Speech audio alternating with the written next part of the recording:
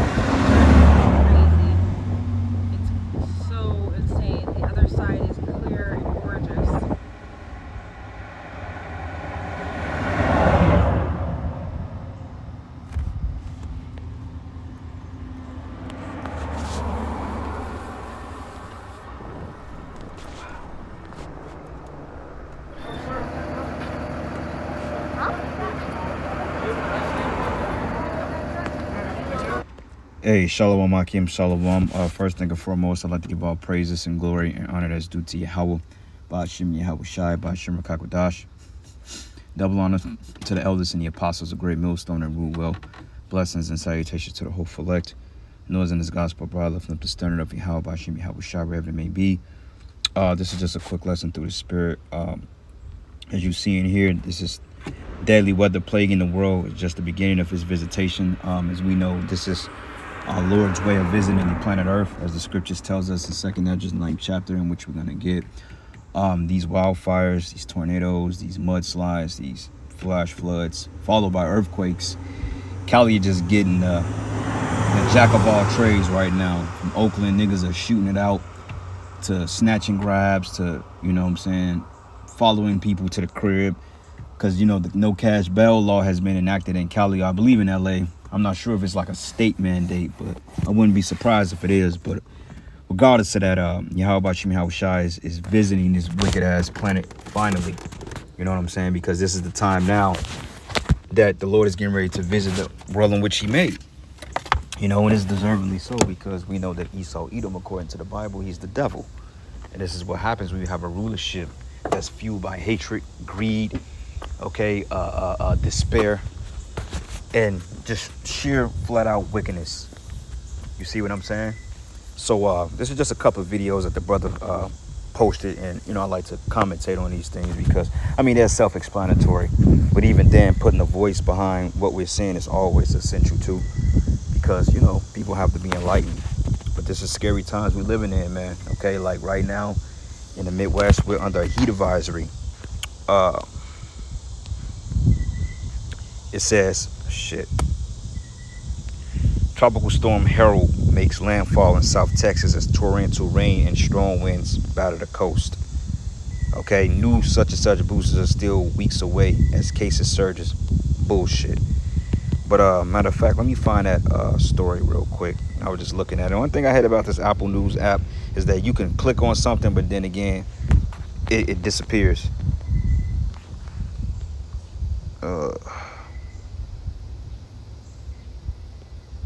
Yep. And you notice it's right in this particular vortex. This is how you know that this is all controlled. Because look, this is Illinois, you got Des Moines, you got Missouri, you got Kansas. But it just focusing on this, it's concentrated on this particular area because we know that the United States or the Midwest is considered the breadbasket of the country.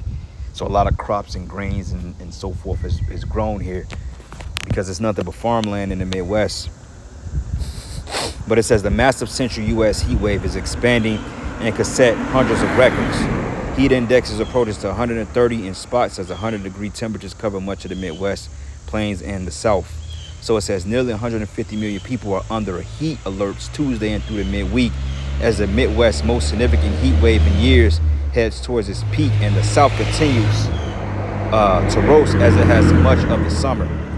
It says excessive heat, and this was a brutal summer, and we knew that coming off the bat because the winter was pretty mild.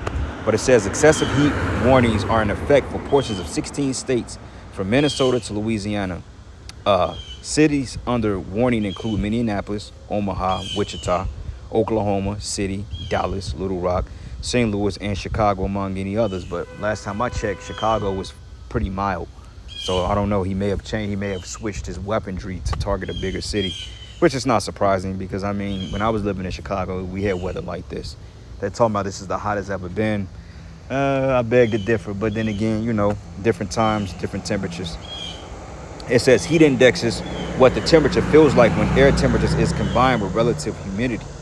And these are areas expected to rise as high as 110 or 120 degrees, with some locations approaching 130 degree heat index Tuesday and Wednesday afternoon. It says as we enter day 3 of this dangerous heat wave, the chances for heat-related illnesses will only increase, especially for vulnerable populations. At St. Louis, for whatever reason, they're focusing on this fucking Missouri for a reason, man. You know, because Missouri is literally like it's a diverse climate. You have hot and you have dry, hot, humid air, and then you have cold, moist air too. It's like a balance. You get a mixture of both. But I'm thinking that, I don't know, man, they may try to do something out here because for whatever reason, we've been getting hit with every fucking heat wave since this shit began. You know what I'm saying? And they're talking about this is going to be, we in the heat advisory until Thursday. So this weekend is going to make it feel like damn near fall. Even an 80-degree day compared to what it is now is going to feel like just a dramatic increase in temperatures. But these are plagues, okay? So let's get a precept real quick. Let's get a plague real quick. This is the book of 2nd Esdras, the 9th chapter, and it's going to be a quick lesson, you know, through the Spirit. 2nd Esdras 9 and 1. It says, then he answered me and said, measure thou the times diligently in itself, when thou seest parts of the signs past, which I've told thee before. These are signs, okay? And the Lord said that we was going to be under averse plagues. We was going to remain in these plagues. It says, then thou shalt understand this is the very same time wherein the highest will begin to visit the world which he made, okay? And Yahweh Bashim Yahushai is visiting the planet Earth, okay? Through these plagues, through the heat, through the floods. Like California, they got hit with flash floodings and earthquakes at the same time, which is pretty much, it's a rare phenomenon, okay? Because California is more of a tropical climate. So for a hurricane to hit out there, I doubt it, because they're under what they call a water shortage. So to get hit with a hurricane is pretty unlikely, because the climate in Cali has been dry as hell for the last couple of years. Like they've been getting hit with fire tornadoes, all types of stuff. And I'm realizing that it's due to geoengineering, due to Esau's harp, due to his, direct energy weapons. Because people had not aerial footage, but they had footage of what it looked like fire coming out of the sky. And we read that in Revelation, the 13th chapter. He calls the fire down from heaven, and in the sight of men, he calls these miracles in the sight of men, roughly paraphrasing it. But it says, therefore, when there should be seen earthquakes and uproars of the people in the world, we have earthquakes. Earthquake doesn't necessarily have to be a tectonic shaking, so to speak, but it can be wildfires, it can be snow, it can be floods, flash flooding, etc. Okay, it's followed by traditional earthquakes, as the Lord said, earthquakes in diverse places. Okay, and it says in uproars of people in the world. You got people that's riding all over the planet Earth. Okay, different countries in Africa, they pretty much kicked Esau out of fucking Africa, man. Okay, they kicked him out of Africa. They're like, get your ass out of here. We don't want you here. They ran all them Edomites up out of there, man. And the Most High is going to run you devils. The scriptures say you should be chased away as a dream in the earth, man. Okay? The only people that don't have a problem with you is these dumb, stupid Negroes in America. But the whole world hates you, man. Because you're doing shit just like this. You're disrupting peace. You're disrupting people's way of life. And people want you out of here. But we condone what you're doing because it's another way for the Lord to rid you of your existence. You know what I'm saying? And it says, thou shalt well understand that the Most High spake of these things from the days that were before thee, even from the beginning. For like all that is made in the world have the beginning and the end is manifested. Even so the times of the highest have plain beginnings and wonders and powerful works, endings and effects and signs, okay? And this is nothing more than what we're looking at here. Effects and signs, man, okay? Here is the book of 2nd Ezra 16 and 4 and 5. It says, "The fire is sent among you, and who may quench it? Plagues are sent unto you, and what is he that may drive them away?" Right. So nobody can drive the plagues away from the Heavenly Father, man, because he's the one bringing these plagues. Though Esau feel he's the one that's in control, Esau, Edom, you're being used by the Most High to do these things, man. Okay. 2nd Ezra 16 and 38, it says, "As when the woman with child in the 9th month bringeth forth her son, with 2 or 3 hours of our birth, great pains can pass our womb. Which pains when the child cometh forth, they slack not a moment. Even so should not the plagues be slack to come upon the earth, and the world should mourn and sorrow should come upon it on every side," man. You see? So that's what we're reading here. The main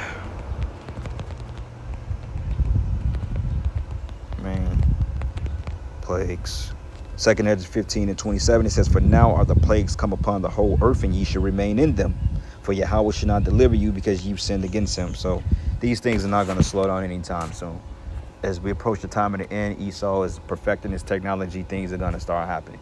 You may literally have a goddamn hurricane in Mississippi, and Mississippi is not even surrounded by a big body of water outside the Mississippi River.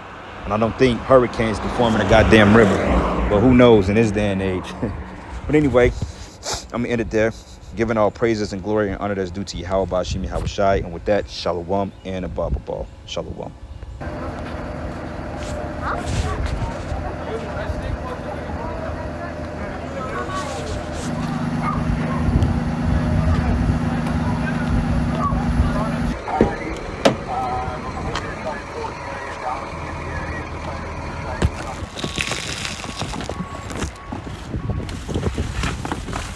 The wildfires ripping across eastern Washington state are tonight unrelenting. Different blazes have been raging outside Spokane since Friday. Oh, you're not doing anything with that. The largest, the out-of-control Gray Fire, spanning more than 10,000 acres, tied to at least one death. Also burning the Oregon Road Fire and the far smaller Winona Fire. The trio fueled by excessive heat and high winds, destroying dozens of structures with thousands ordered to evacuate, like Melissa Thurman, who says her home burned down. I can't even explain the feeling of knowing that like everything that you worked for is gone. You know, yeah, so there's going to be insurance and stuff, but it doesn't make up for, you know, what you see when you see all of your stuff turn to ash. Today, Governor Jay Inslee I'ma lock touring up, an bro. I'ma evacuation lock it up. shelter. I'ma lock it up. Fires. The aridity, the wind, this fire moved 7 miles in one afternoon. And earlier, the National Weather Service reporting the Spokane region's air quality was the worst in the U.S. and perhaps the whole world.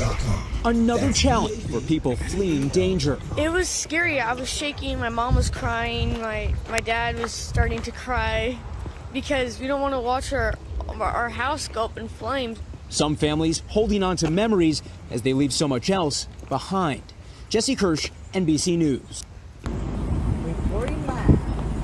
Holy shit. Wow.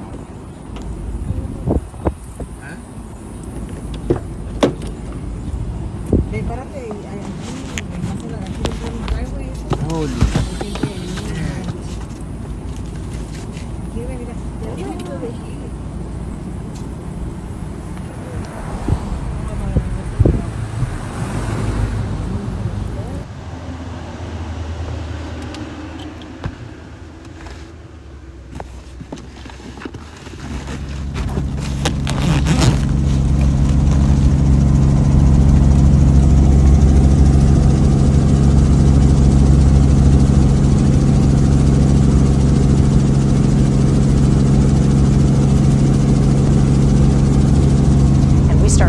With violent storms in this summer packed with extreme weather and excessive heat.